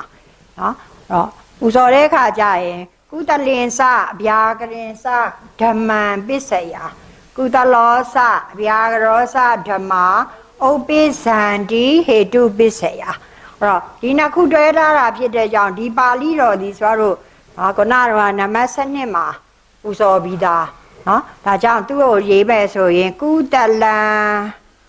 ဧကံခန္နင်္စဝိထုံ္စပစ္စယတယောခန္ဓာတယောခန္ဒီစဝိထုံ္စပစ္စယဧကောခန္နောဒွေခန္ဒီစဝိထုံ္စပစ္စယဒွေခန္ဓာနဲ့ဒီအောက်ကကူးပြလေးအတွက်မှာပူဇော်ပြီးသားနံပါတ်73မှာပူဇော်ပြီးသားလေးဒီမဖြစ်သွားမလဲဆိုတော့ဒါ16ဒါ14ပေါ့နော်14ပေါ့ဟိုကကျမအကုကျမ16အဲဆိုရင်နောက်တစ်လွှာကျတော့ဘာဖြစ်မလဲကုတလေခန္နေစမဟာဗုဒေစပစ္စယစိတ်ဓာသမုဋ္ဌာနံရူပံပါဠိနဲ့သွားမှာဟောဒီဟာပါဠိတော်ဒီတကယ်တော့14ရဲ့ပါဠိတော်ဒီ12နဲ့73ပေါင်းလိုက်တာပဲเนาะဒါလေးမြင်နေရမယ်ဒါဆိုရင်တို့သူ့ကိုလည်းပဲတွဲကြည့်လိုက်ခွဲကြည့်လိုက်ဒီဘက်ကဒီလိုအကံဘုတ်ဒီဘက်ကကတာဘုတ်ဒီလိုလေးသွားမှာဒါဆိုရင်ဒီမှာခွဲကြည့်တဲ့အခါကျရင်ဒါကောက်ပြီးသားနော်ဒါလေးကိုကျွန်မဒါလေးကိုခဏဖြတ်ပြီနော်အဲ့တော့ဒါလေးကိုအရင်ကြည့်လိုက်မယ်ဆိုရင်ကုသိုလ်နဲ့ကုသိုလ်နော်ကုသိုလ်ချင်း နော်အဲ့တော့ဒီမှာကုသိုလ်21စေတသိက်38အစိတ်နာမခန္ဓာနော်သူတို့တဲ့သဟဇာတာနေတယပစ္စည်းပြု၍ဖြစ်တော်ဒီမှာလေကုသိုလ်21စေတသိက်38အစိတ်နာမခန္ဓာတခါအဲ့ကုသိုလ်လေးဒီဘယ်သူ့ကိုမှီမှာလဲအတရားဝတ္ထုလေးကိုမှီမယ်နော်အဲ့တော့ဒါလေးကဘုံတတ်ထားလိုက်အတရားဝတ္ထုလေးကိုမှီတော့မယ်ဒါဆိုရင်အတရားဝတ္ထုကိုမှီမှာသည်ဝုထောမနောဒွါရဝဇန်နဲ့တစ်ချက်မရဏတဏ္ဍနဲ့တစ်ချက်ဒါပုရိနေအဲ့ဒါပြီးတော့မှဒီနာမခန္ဓာပြုအပ်တဲ့မဟာဘုတ်ထိုနာမခန္ဓာမဟာဘုတ်ကိုတရားကြပါလေသဟဇာတာနေတယပစ္စည်းပြု၍ဖြစ်သောစိတ်တစားယုတ်ဒီလိုလေးသွားမယ်နော်ဒါဆိုရင်ဒီမှာသဟနေနှစ်ခုရှိမယ်ပုရိနေတစ်ခုရှိတယ်ဒါလေးအတွက်ပူဇော်မယ်ဆိုလို့ရှိရင်ကုသလောစအဗျာကရောစဓမ္မဟုသောကတာပုတ်ဤအရာကကုသိုလ်စိတ်ဧကဝိဒါစေတသိက်အထာတိန်သအစိတ်နာမခန္ဓာကိုသဟဇာတာနေတယပစ္စည်းဗုဒ္ဓမနောဒွါရဝဇံအစာရှိသောရှေသောစိတ်နှင့်တူဥပတ်သောဟရိယဝတ္ထုမရဏတဏ္ဍကသုတိစိတ်မှပြန်ရသော18ချက်မြောက်သောစိတ်နှင့်တူဥပတ်သောဟရိယဝတ္ထုကိုဥရိဇာတာနေတယပစ္စည်းပြု၍ဖြစ်သောပြင်စောကာရဘုံ၌ဖြစ်သောအခါကုသိုလ်စိတ်ဧကဝိဒါစေတသိက်အထာတိန်သာအစိတ်နာမခန္ဓာထိုနာမခန္ဓာမဟာဘုတ်ကိုသဟဇာတာနေတယပစ္စည်းပြု၍ဖြစ်သောစိတ်တစားယုတ်ပစ္စယုပ္ပံတရားယဤဒီလိုလေးမြင်နေလို့ရှိရင်ကတာကောက်ရတာလွယ်သွားပြီဒါဆိုရင်ဒီမှာလည်းပဲသူ့ရဲ့ဟိတ်ပတ်ကောက်တဲ့အခါမှာကူးပြဆိုရင်ကူးပြကိုကုသိုလ်ပြုကူးပြတိုင်းဘုံတက်ကောက်ဆိုတော့ကူးပြဘုံတက်ပြီးသားဖြစ်တဲ့အတွက်ကြောင့်ကူးပြရဲ့ဟိတ်ပတ်ဒီကူပြရဲ့ဟိတ်ပတ်နဲ့အကုန်တူတာတွေ့ရမယ်နော်ဒါဆိုရင်14ရပြီဆိုကျွန်တော်တို့ဆက်ခွန်လေးကအာကုပြဒါဆိုအာကုသိုလ်လေးထည့်လိုက်ကဲဒီမှာကြားလို့ရှိရင်အာကုသိုလ်ထည့်တဲ့အခါကျပါဠိတော်တော့မဆိုတော့ဘူးဒါမဲ့ဒီမှာပါဠိတွေပြောင်းသွားမလဲဆိုတော့အာကုသိုလ်ဒီဘက်မှာကံပုပ္ပချမ်းမှာတော့အာကုသိုလ်ဓွာဒတစေတသိက်တတဝိတအစိတ်နာမဲခန္ဓာကနအတိုင်းပဲသဟဇာတာနေတယသူနဲ့ဒါပေမဲ့ဒီမှာကြရင်မလုပ်ရမယ်ပြင်စောကာရဘုံနာလည်းဒီတိုင်းပဲအာကုသိုလ်ဓွာဒတဒီဘက်မှာမောတွေမောကျင်ရတော့မောတွေမောကျင်တဲ့စေတသိက်တတဝိတအစိတ်နာမဲခန္ဓာပြီးတော့မှဒီအကုသိုလ်လေးဟရိယဝတ္ထုကိုမှီမာသည်ထုံးစံအတိုင်းဘုထောမနောဒွါရဝဇန်နဲ့ဟရိယဝတ္ထုကိုပြီးပါတစ်ချက်မရဏတဏ္ဍတစ်ချက်ဒါပုရိနေတော့ခုနကုပြနဲ့ရှင်လာလို့ရှင်အခုအကုပြပုံစံတူပေမဲ့ဒီဘက်ကတာပုတ်ဘက်မှာကောက်တဲ့နေရာမှာမော်ရီမော်လေးကျင်တာသတိထားရတယ်ဒါဆိုရင်ဒါကိုလည်းပဲကတာကောက်ပြမယ်ဆိုရင်အာကုတလောစအဗျာကရောစဓမ္မဟုသောကတာပုတ်ဤအရာကအကုသိုလ်စိတ်ဓာတတစေတသိက်တတဝိဒအစိတ်နာမဲခန္ဓာကိုသဟဇာတာနေတယပစ္စည်းဗုဒ္ဓမနောဒွါရဝဇံအစာရှိသောရှေသောစိတ်နှင့်တူဥပတ်သောဟရိယဝတ္ထုဗရဏတဏအခါသုတိစိတ်မှပြန်ရသော18ချက်မြောက်သောစိတ်နှင့်တူဥပတ်သောဟရိယဝတ္ထုကိုပုရိဇာတာနေတယပစ္စည်းပြု၍ဖြစ်သောပြင်စောကာရဘုံ၌ဖြစ်သောအခါအကုသိုလ်စိတ်ဓာတတမောမှုတွေ၌မောဟကျင့်သောစေတသိက်တတဝိဒအစိတ်နာမဲခန္ဓာထိုနာမဲခန္ဓာမဟာဘုတ်ကိုသာဇာတာနေတယပစ္စည်းပြု၍ဖြစ်သောစိတ်တစားယုတ်ပစ္စယုပ္ပံတရားယဤဒါဆိုသူရဲ့ဟိတ်ပတ်ကောက်တဲ့အခါမှာလေအာကုပြရဲ့ဟိတ်ပတ်ဒီအာကုပြကိုအာကုသိုလ်ပြုအာကုပြတိုင်းဘုံတက်ကောက်ဆိုငကိုတွေကအာကုပြဘုံတက်ပြီးသားဆိုတော့အာကုပြတိုင်းကောက်လိုက်ရုံပဲဒါဆိုကျွန်တော်တို့ ဟေတုပစ္စည်းပြီးပါတယ်เนาะအဲ့တော့63အုပ်စုလေးကိုတွဲပြီးတော့ပြောတာဖြစ်တဲ့အတွက်ကြောင့်အဲ့လိုမျိုးတွဲပြီးတော့မှတ်လိုက်လို့ရှိရင်လွယ်ပါတယ်เนาะအဲ့တော့63အုပ်စုအစဉ်လိုက်ကလေးဆက်ပြောမှဖြစ်တဲ့အတွက်ကြောင့်အဓိပတိနော်အဓိပတိကတော့နှစ်စဉ်လိုအနုလုံမှာရောပစ္စနိတ်မှာရောအမြဲတမ်းလိုမေခွန်းဟောင်းတွေမှာလေးလာလို့ရှိရင်ပါတာကိုတွေ့ရပါတယ်အဲ့တော့အဓိပတိလေးဆက်ပြီးတော့သွား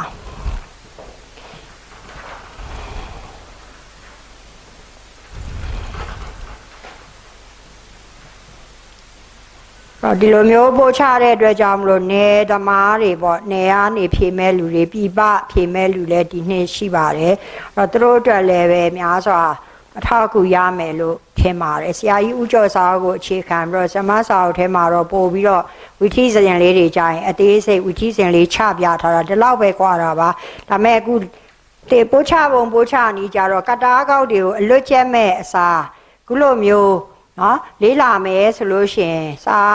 နားလဲလွယ်တယ်စာကြက်မှတ်ရတာလဲလွယ်ပါတယ်တရားတော်တွေကိုဆရာတော်ကြီးတွေရှေ့မှာပူဇော်တဲ့အခါမှာလဲပူဇော်ရတာဒီတရားတော်တွေကိုသိပြီးတော့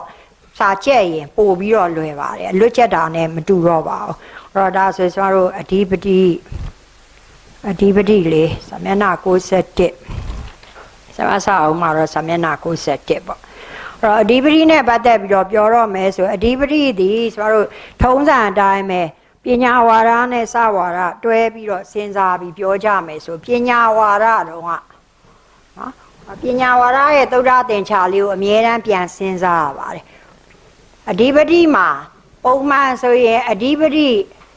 လို့ပြောလိုက်ရင်ကျွန်တော်တို့ပညာဝါဒမှာအာရမဏာဓိပတိရှိတယ်သဟဇာတာဓိပတိရှိတယ်အဲ့တော့အဓိပတိပစ္စယလို့ပါဠိတော်ဟောလိုက်ပြီးဆိုရင်ဟိတ်ပတ်ကောက်တဲ့အခါမှာသတိထားရတာဒီအဓိပတိပစ္စယလို့ပြောတဲ့ဟိတ်ပတ်ကိုကောက်မှာဖြစ်တဲ့ကြောင့်အဲ့ကြရင်အာရမဏာဓိပတိကိုလည်းစဉ်းစားပေးရတယ်သဟဇာတာဓိပတိကိုလည်းစဉ်းစားပေးရတယ်ဒီတိုင်းလေးအခုသာဝရဝိပင်မှာကြတော့သာဝရဝိပင်ကရဲ့သုဒ္ဓသင်္ချာဘာနဲ့ပဲပြောတာလဲဆိုတော့သဟဇာတာဓိပတိနဲ့ပဲပြောတာဖြစ်တဲ့အတွက်ကြောင့်မလို့နော်အဲ့တော့ပညာဝါဒတော်ကသဟဇာတာဓိပတိရဲ့သုဒ္ဓသင်္ချာလေးကိုပြန်စဉ်းစားလိုက်မယ်ဆိုရင်သဟဇာတာဓိပတိလေးဒီသဟငယ်အုပ်စုဖြစ်တဲ့အတွက်ကြောင့်သူကတံပယုတ်တခန္ဓာသာဓိပတိစိတ်တစာယုတ်အာတတ်သောအဓိပတိတရကို3ပါး4ပါးတို့တွင်တပါးပါဒါဆိုတော့ပညာဝါဒရဲ့သုဒ္ဓသင်္ချာဖြစ်ပါတယ်ပညာဝါဒသဟဇာတာဓိပတိရဲ့သုဒ္ဓသင်္ချာဒါဆိုရင်ဒီမှာစဝါဒကြတော့ဘာကိုပဲပဓာနာထားဟောလဲဆိုပစ္စယုပ္ပံကတ္တာကိုပဲပဓာနာထားဟောတဲ့အတွက်ကြောင့်မလို့ဒီမှာဒီတံမြုပ်တဲ့ခန္ဓာလေးဒီ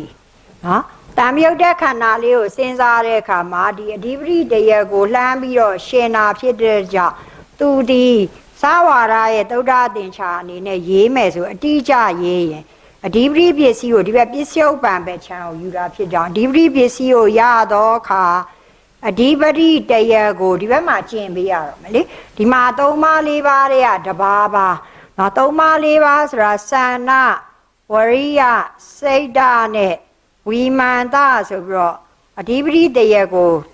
ရှိတဲ့အထဲမှာတကယ်တော့4ပါးပေါ့ဘာလို့3ပါး4ပါးလဲဆိုတာလေးဒီမှာပြောရင်းနဲ့ပေါ်လာပါလိမ့်မယ်နော်အဲ့တော့တရားချမ်းမြင့်ဆိုရင်တော့ကုသိုလ်တွေပါလာပြီးကုသိုလ်မှာညာတန်ညာဝိတ်ပြန်ကွဲအောင်မယ်နော်အဲ့ခါကျရင်ဝိမာန်တဆိုရဲပညာပါမပါ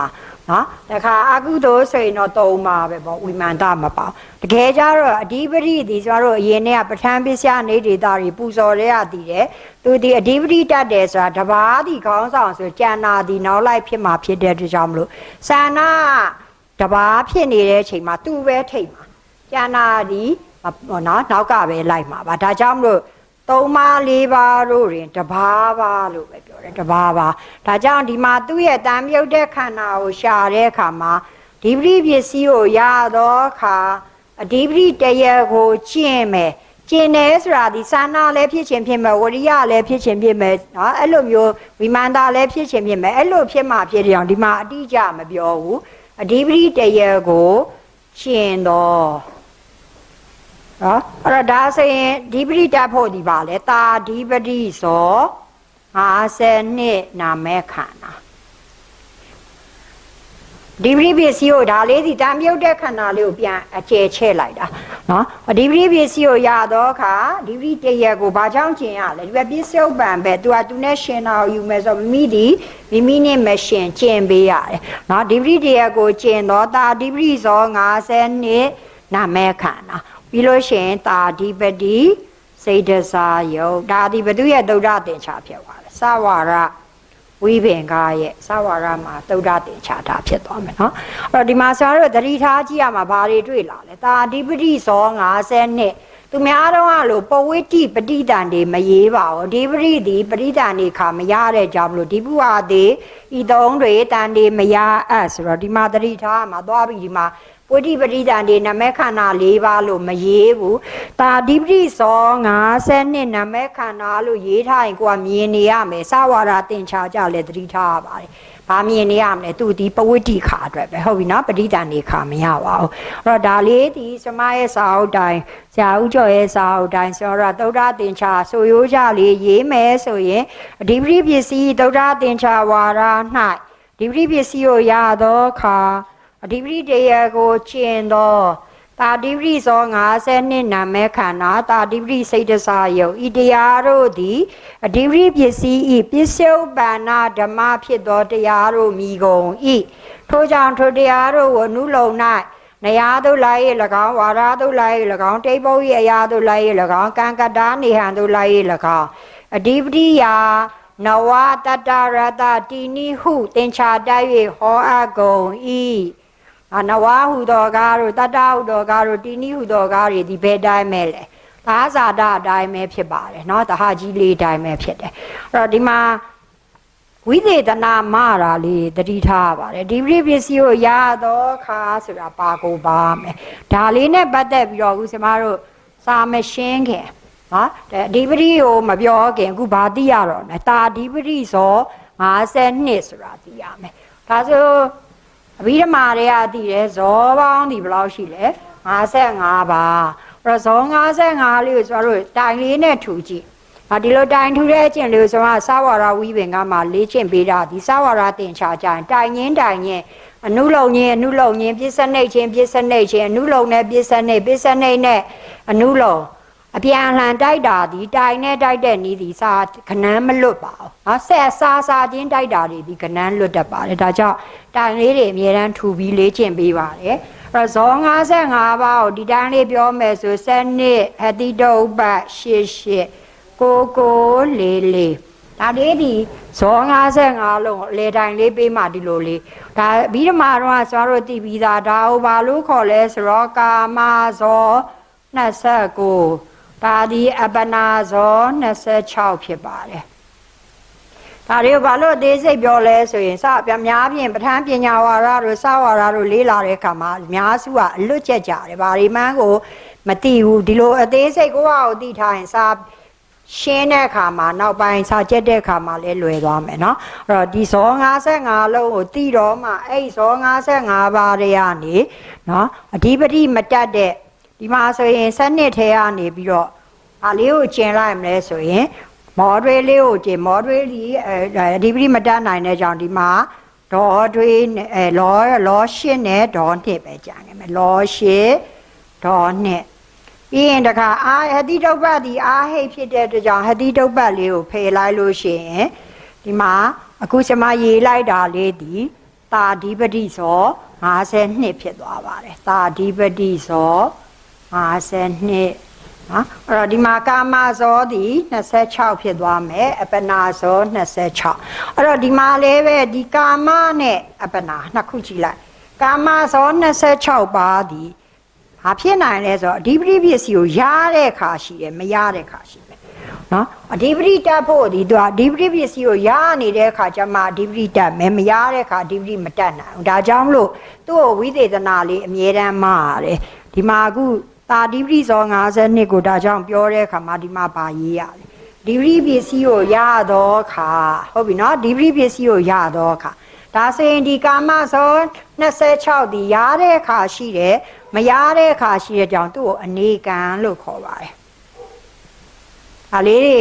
ပညာဝါဒမှာလည်းမေးခွန်းနေရှိတယ်စာဝါဒမှာလည်းမေးခွန်းနေရှိပါတယ်နော်ဒါလေးကိုအနေကံဒါဆိုရင်အပနာဇောတွေဒီတေချာပေါက်သူတို့ကြတော့အဓိပတိတတ်တယ်ဒါကြောင့်မလို့သူတို့အုပ်စုကိုကြတော့ဧကံရတော့ဒီဝိသေသနာလေးနောက်တွေ့လိမ့်မယ်ဒါလေးမှတယ်တစ်ခုချင်းပြောတဲ့အခါကျဧကံရတော့မဲကိုကုသိုလ်ကိုမဲကိုကရိယာကိုမဲလေးဖို့လေးဒါဆိုသူတို့ကကြတော့အမြဲတမ်းဧကံရတဲ့အတွက်ကြောင့်ဒီကာမဇော26ကအနေကံအပနာဇော26ကဧကံဖြစ်ပါတယ်နော်ဒါဆိုဒါလေးဒီတာတိပိဇော52လေးရဲ့ပုံစံဒါလေးကိုမြင်နေရပါမယ်နော်ဒါတစ်ချက်နောက်တစ်ခါကျတော့ဒီမှာပဲကြည့်လိုက်နော်ဒီအားနေပြီးတော့မှကျွန်တော်တို့အခုဒါဆိုရင်သူများလိုပဲကြည့်လိုက်တာတိပိဇော52ထဲမှာပါမာသည်ကုသိုလ်တွေအကုသိုလ်တွေအရင်လိုပဲပါခွဲရတော့မလဲနော်တရုပ်ခွဲကြည့်လိုက်နော်တရုပ်ခွဲကြည့်လိုက်လို့ရှိရင်ဒါဥတာတိပိဇော52ပေါ့နော်ဒါလေးကိုတရုပ်ခွဲတော့မယ်ဒါဆိုအခုဒါကျွန်တော်တို့အဓိပတိရဲ့သုဒ္ဓသင်္ချာနော်အဓိပတိပစ္စည်းကိုရတော့အခါပစ္စယုပ္ပံနဲ့ပြောမှဖြစ်တဲ့ကြောင့်ပစ္စယုပ္ပံဘက်မှာဘာကျင်မလဲအဓိပတိတရားကိုကျင်တော့လောဘမှုဒေါသမှုမှာကုသိုလ်မှာကရိယာဧကံရတော့မေဂုကုသိုလ်မေဂုကရိယာမဲ့လေးဖို့လေးယုံနေနဲ့ဟာပါဓိပတိစိတ်တစားယုံဒါဆိုတာသူ့ရဲ့သုဒ္ဓသင်္ချာကိုကျွန်တော်တို့တိုင်လေးနဲ့ရေးတာဒီပုံစံနဲ့ရေးတယ်နော်အဲ့တော့ဒါဆိုတရုပ်ခွဲပုံနော်သူ့ကိုတရုပ်ခွဲတော့မယ်ဆိုရင်လည်းပဲနော်ဒီမှာတစ်ဆက်တည်းကြည့်လိုက်ကုသိုလ်လေးကိုကြည့်လိုက်ရင်ကုသိုလ်က21တော့21ပဲနော်ဒီ21ချင်းတူပေမဲ့အရင်လိုမျိုးဟေတုတို့တဟာကြီးလေးတို့ကပူဇော်သလိုကုသိုလ်စိတ်ဧကဝိတတန်းပြီးပြောလို့မရပါဘူးဘာကြောင့်လဲမဟာကုသိုလ်ရှိသည်ဒီပရိပစ္စည်းကိုရတဲ့အခါရှိတယ်မရတဲ့အခါရှိတယ်ဒါကြောင့်မလို့ကုသိုလ်ပြောတဲ့အခါမှာအဓိပတိပစ္စည်းကိုရသောအခါမဟာကုသိုလ်ရှိနော်ဒီတိုင်းလေးပေါ့ဒီပစ္စယုပ္ပံပဲကြာရင်တော့နောက်တော့ကတားကောက်တဲ့ခါကျရင်တော့ကျင်ပြမယ်နော်ဟုတ်ဒါဆိုကုသိုလ်အတွက်ကဒီပရိပစ္စည်းကိုရသောအခါမဟာကုသိုလ်ရှိပြီးရင်ပါလာမယ်ဧကံရသောမဟေကုကုသိုလ်ဟာကိုမဲ့လေးဒါဆိုသူတို့ရဲ့စေတသိက်ဒီ38ဒါကုသိုလ်နော်အဲ့ပေါင်းလိုက်ရင်တော့ဒီမှာမဟေကုကုသိုလ်ကိုနဲ့ဒီမှာ8ရဲ့9ရဲ့21ချင်းတူပေမဲ့အရင်လိုမဟာကုသိုလ်ကုသိုလ်21စေသိက်38လို့ရေးလို့မရဘူးနော်ဘာနဲ့ရေးလဲဒီမဟာကုသိုလ်ကြဝိသေသနာမှာတယ်ဒီပစ္စည်းကိုရတော့အခါမဟာကုသိုလ်ရှိညာဒီဟာကိုကြတော့အပနာတွေကိုကြတော့ဧကံရတော့နော်တကယ်လို့ဒါလေးဒီဘက်ပစ္စည်းဘက်ချမ်းဆိုဒီတိုင်းရေးတယ်ပစ္စယုပ္ပံဘက်ချမ်းကြရင်ဘာထပ်ကျင်အောင်လဲဒီပရိတရားကိုထပ်ပြီးတော့ကျင်ပေးရပါတယ်အဲကြရင်ဒီပရိပစ္စည်းကိုရတော့အခါဒီပရိတရားကိုကျင်တော့ဖြစ်သွားမယ်အဲ့လိုပဲအကုသိုလ်တရုပ်ခွဲမယ်နော်အကုသိုလ်လေးကိုတရုပ်ခွဲတဲ့အခါမှာလည်းပဲအကုသိုလ်စိတ်12ပါးလုံးမရတော့အဲ့တော့ तू ကဘယ်လောက်ရမလဲဒီပရိပစ္စည်းကိုရတော့အခါဝိသေသနာမှာပါတယ်နော်ဒီပရိပစ္စည်းကိုရတော့အခါဒီဘက်ကံဘုတ်ဘက်မှာပြောရင်ဒီပရိပစ္စည်းကိုရတော့အခါလောဘမှုရှေ့ဒေါသမှုတွေဒါဆိုလောဘမှုရှေ့ဒေါသမှုတွေဆိုဘာမပါဘူးလဲမောရဲမပါတဲ့တဲ့ကြောင့်ဝိသိကိစ္စလေးကျင်ရတော့မယ်အဲ့ခါကျရင်ဝိသိကိစ္စကျင်တဲ့စေတသိက်စပ်ပြီးသား26ဟုတ်ပြီနော်ဒါဒီဆိုတော့ကံဘုတ်ဘက်ချမ်းဆိုဒီလိုရေးမယ်ကတ္တာပစ္စယုပ္ပံပဲကြရင်ဘာထက်ကျင်မယ်ဒီပရိပစ္စည်းကိုရတော့ကဒီပရိတရားကိုကျင်တော့နဲ့ဆိုရပါတယ်ရမယ်နော်ကဒါဆိုရင်အဖျာကရာမှာကြရင် तू ကဘာပဲရှိမလဲနော်ပဝိတိအခါပဲရှိတယ်ပဝိတိခါပဲရှိရတဲ့ကြောင့်မလို့ဒီမှာကြီးလိုက်ရင်လည်းဒီဖျာချမ်းလေးဒီတိုင်းအရင်လိုဓာကြီးကိုပေါင်းရေးလို့မရဘူးခွဲရေးရပါတယ်ခွဲရေးတဲ့အတွက်ကြောင့်မလို့အဓိပတိပစ္စည်းကိုရသောအခါမဟာကရိယာရှိဒီဘောအတွက်ကဧကံရသောမဟေကုကရိယာကိုမဟေကုကရိယာကိုဖို့လေးဒီလိုမျိုးဖြစ်သွားမယ်နော်အဲ့ခါကျရင်လည်းပဲကျွန်တော်တို့က ဒီမှာပါလေးပါလဲဆိုရုပ်အနေနဲ့ဟာသူပဝိတိခါပဲရတဲ့ကြောင့်ရုပ်အနေနဲ့ဟာတာဓိပတိစိတ်တစားရုပ်ပေါ့နော်ဒီလိုလာမှာကဲဒါဆိုလို့ရှိရင်ဒီမှာကြည့်လိုက်ရင်မဟကုတ်ကရိယာမဟကုတ်ကိုမဟာကရိယာရှင်မဟကုတ်ကရိယာကိုဖို့လေးပါနေတော့စေတသိက်ဒီဘယ်လောက်လဲ38နော်ဒါလေးဒါဆိုအကျမ်းမြင့်တရုပ်ခွဲတာအဲ့တော့ဒီအုပ်စုလေးဒီကံဘုတ်ဆိုတဲ့ပစ္စည်းဘက်မှာရှင်တော့ဒီတိုင်းဖြစ်မယ်ဘုဘက်ကပစ္စယုပ္ပံပဲကြရင်အဓိပတိတရကိုလေးပါထပ်ပြီးတော့ကျင့်ပေးရပါတယ်နော်ကဲဒါဆိုရင်ကျွန်တော်တို့ဒါအကျမ်းမြင်တာအဓိပတိစော52ကိုလည်းသိသွားပြီ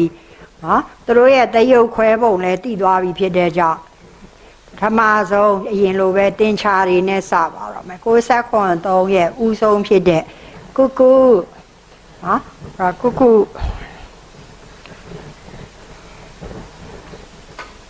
ဒါလေးကိုမြင်ဖို့အတွက်ဒီဘက်ကိုဒါကိုဖြတ်လိုက်တယ်ဒါလေးကိုဖြတ်ပြီးတော့ဒီမှာစဝါရအရာ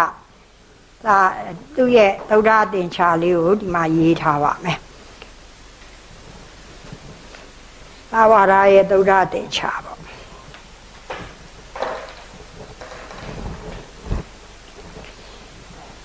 သုဒ္ဓသင်္ချာကိုတိုင်လေးနဲ့ရေးလို့ရှိရင်တိုင်လေးနဲ့ရေးရင်ဘာဖြစ်မလဲလောဘမှုရှစ်ဒေါသမှုတွေနော်ဒီမှာဗလာနဲ့ရေးမလဲဆိုဒီပရိပစ္စည်းကိုရတော့ခါပစ္စယုပ္ပံနဲ့ရေးမှဆိုရင်ဒီပရိတရကိုကျင်တော့လောဘမှုရှစ်ဒေါသမှုတွေမဟာကုသိုလ်ရှစ်မဟာကရိယာရှစ်ဧကံရတော့မဟကုတ်ကုသိုလ်ကိုမဟကုတ်ကရိယာကိုမလေးဖို့လေးနာတာအဓိပတိစိတ်တစားယောဒါသူရဲ့သုဒ္ဓသင်္ချာဒါလေးပြီးတော့ကုကုဆိုရင်တို့ဒါနဲ့ယူပြီနော်ဒါလေးနဲ့ယူပြီကဲပါဠိတော်ဟောမြဲပါဠိတော်ကတော့ဟောမြဲကုတလေနာကုတလံဆိုတော့ပါဠိတော်ဟောမြဲဖြစ်တဲ့ကြောင့်ဒါဒီ6ဝါရကုတလံဓမ္မံပရိစ္ဆကုတလောဓမ္မောဥပ္ပိစတိအဓိပတိပစ္စယနော်ကုတလံဧကံခန္ဓာပရိစ္ဆတယောခန္ဓာတယောခန္ဓေပရိစ္ဆဧကောခန္ဓာဒွေခန္ဓေပရိစ္ဆဒွေခန္ဓာဒါလည်းပဲပါဠိတော်လည်းတူတူပဲအဲ့တော့ကတားကောက်တဲ့အခါမှာနော်ကတားကောက်ပြီးဆိုရင်ခွဲလိုက်ပါပြီဒီလိုလေးကိုပေါ့စိတ်ထဲမှာအမြဲတမ်းခွဲတဲ့အကျင့်လို့ကံဒီဘက်ကပစ္စည်းဘက်ကကတားပစ္စယုပ္ပံနော်ကဲဒါဆိုရင်ဒီမှာကုသိုလ်လေးကိုဒီပုံစံလေးနဲ့ကြည့်ရပြီသူဒီပဲချမ်းပါလေကံဘုတ်ပဲချမ်းဒါဆိုရင်အဓိပတိပစ္စည်းကိုရသောခါမဟာကုသိုလ်ရှစ်ဧကံရသောမဟကုတ်ကုသိုလ်ကိုမက်လေးစေတသိက်38သူပါနဲ့ဟောလေအစိတ်နာမဲခန္ဓာကို6ဝါရဆွဲရဖြစ်တော့ဒီဘက်ကိုရေးတော့မယ်ဆိုရင်ပစ္စယုပ္ပံဘက်မှာဘာကျင်ရမလဲဒီပရိတရကိုကျင်ရတော့မယ်အဲ့အတွက်ကြောင့်ဒီဘက်ကြရင်အဓိပတိတရကိုကျင်တော့အဲ့ဒီမှာဆရာကြီးဦးကျော်စာအုပ်ထဲအတိုင်းဆရာကြီးဦးကျော်ရဲ့ဆရာတော်ရဲ့ပို့ချစဉ်တိုင်းရေးတဲ့အတွက်ကြောင့်ဒီဘက်မှာဒီပရိပစ္စည်းကိုရတော့အခါပြန်မထဲတော့ဘာကြောင့်လဲရှေ့မှာထည့်ပြီးသားဖြစ်နေတော့เนาะအဲ့ဒါကြောင့်ဒီဘက်ကြတော့ဒီပရိတရကိုကျင်တော့မဟာကုသိုလ်ရှိဧကံရသောမဟကုတ်ကုသိုလ်ကိုမက်လေးစေတသိက်အထဒိန်သာသူလဲပါပဲလေအစိတ်နာမဲခန္ဓာပစ္စယုပ္ပံတရားရဒီလိုဖြစ်သွားမယ်ကဲဒါဆိုရင်ဆရာဒါလေးကိုအခြေခံချလိုက်ပြီးဖြစ်တဲ့ကြောင့်ဒါကနေကြည့်ပြီးတော့ဆိုလို့ရပါပြီကုတလေနာကုတလံ၌ကုတလောဓမ္မောဟုသောကတာပုဂ္ဂိအရာကဒီပစ္စည်းကိုရသောအခါမဟာကုသိုလ်ရှိဧကံရသောမေကုတ်ကုသိုလ်ကိုမက်လေးစေတသိက်အထဒိန်သာအစိတ်နာမဲခန္ဓာကိုဆွဲ၍ဖြစ်သောအဓိပတိတရကိုကျင့်သောမဟာကုသိုလ်ရှိဧကံရသောမေကုတ်ကုသိုလ်ကိုမက်လေးစေတသိက်အထဒိန်သာအစိတ်နာမဲခန္ဓာပစ္စယုပ္ပံတရားယာဤကဲကတားကောက်ကတော့လွယ်ကူကူပဲမှန်းမဲ့နေရာလေးဒီဘက်မှာပစ္စုပန်မဲ့မှာဒီပရိတရကိုကျင့်နေဆိုတာလေးသိရမယ် သူတို့ဒီပရိပစ္စည်းကိုရတော့ခမရတော့ခမှာအခုအနုလုံမှာဒါပါပဲလေရတော့ခနဲ့ပြောမှဖြစ်တဲ့အတွက်ကြောင့်ဒီပရိပစ္စည်းကိုရတော့ခဆိုတာလေဝိသေသနာမမယ်အပနာတွေကြတော့ဧကံရတော့ဆိုတာလေဝိသေသနာမတယ်ဒါတွေဒီတတိထားမဲ့ချက်ဒီကျွန်တော်တို့စာစစ်တဲ့အခါမှာအမှတ်ပေးစီးမြင့်ရဒါတွေကိုကြည့်ပါတယ်နောက်အခုဒီမှာဆိုရင်ဒီလိုပုံစံပါဠိတော်လဲဟောတတ်တဲ့အတွက်ကြောင့်မလို့ဒီမှာကိုယ့်ဘာကိုအလိုက်တင်လေးအစိတ်သူပါလေးနဲ့ဟောလဲတစ်ပါးနဲ့သုံးပါးနဲ့တစ်ပါးနှစ်ပါးနဲ့နှစ်ပါးဟောတဲ့အတွက်ကြောင့်ဒါလေးတွေဒီလိုပုံစံနဲ့မြင်သွားပါမယ်အဲ့တော့ကျွန်တော်ဒါကိုမဖြတ်သေးပါဘူးဟိုဘက်ကိုဆက်သွားမယ်အဲ့တော့ဆက်သွားမဲ့အခါကျတော့တခုရှိတာအခုဟိတ်ပတ်ကောက်တော့မယ်ဆိုခုနပြောတယ်အရင်လိုပဲသဟာဇာတာကိုကောက်ရင်သဟာဇာတာပစ္စယဟူသောဟိတ်ပတ်ရကဟေတုတော်လည်းဟေတုပစ္စယဟူသောဟိတ်ပတ်ရကအခုလည်းပဲအဓိပတိပစ္စယဟူသောဟိတ်ပတ်ဤအရာကားကိုကောက်မှဖြစ်တဲ့ကြောင့်ဟိတ်ပတ်ကောက်တဲ့အခါကျပညာဝါဒအတိုင်းအာရမဏဓိပတိကိုလည်းစဉ်းစားရတော့မယ်သဟာဇာတာဓိပတိကိုလည်းစဉ်းစားရမှာဖြစ်တဲ့အတွက်ကြောင့်ကျွန်တော်တို့ဘာကိုပြန်ကြည့်ရမလဲဆိုရင်ဒီမှာတော့ကမမြုပ်ထားတဲ့မရှင်းရသေးတဲ့အာရမဏဓိပတိလေးကိုသိနေရမယ်ကဲဒါဆိုရင်အာရမဏဓိပတိဒါနည်းနည်းလေးသတိထားတာသာဝရဝိပင်ကပဲတက်ရသေးတယ်ပညာဝါဒမတက်သေးတဲ့လူတွေကြဆိုတော့ရှင်းရပါတယ်ပြန်ရှင်းပေးပါတယ်เนาะအဲ့တော့ဒီမှာနော်အာရမဏဓိပတိရဲ့သုဒ္ဓသင်္ချာဆိုရင်အဓိပတိအာရမဏလည်းဖြစ်တယ်အဓိပတိအာယုံလည်းပြုမယ်အဓိပတိလည်းတတ်တာဒီစိတ်ပေါင်းဒီဘလောက်ပဲရှိလဲဆိုတော့28ပါအဲ့ဒါလေးကိုအတူက8848နော်8848ဒီ8ကပါလဲဆိုလောဘမှု8မဟာကုသိုလ်8နော်ဒါမဟကုမဟာကရိယာမဟာကရိယာညာတန်လေးမဟာကရိယာညာတန်လေးနဲ့လောကုတ်ရှိ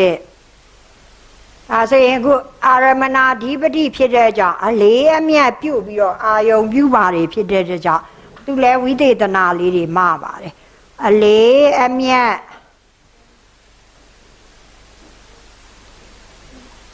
ပြုတတ်သော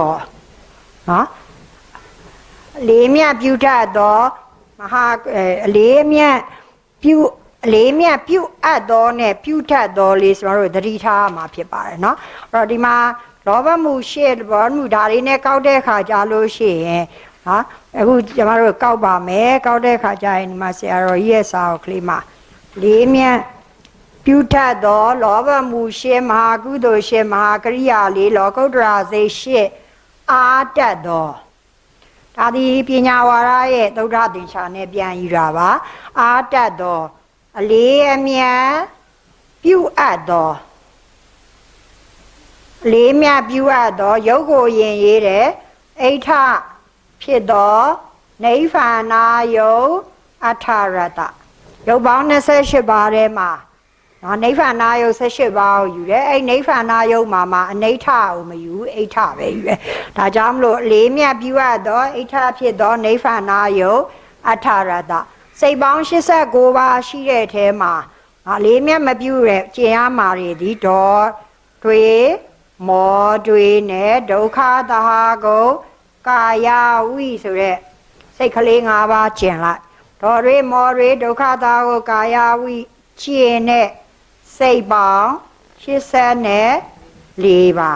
ဒါဆိုရင်ဆိုတော့ကြည့်လိုက်ဒေါ်တွေလည်းကျင့်ထားတယ်မောတွေလည်းကျင့်ထားကြအောင်စေတသိက်က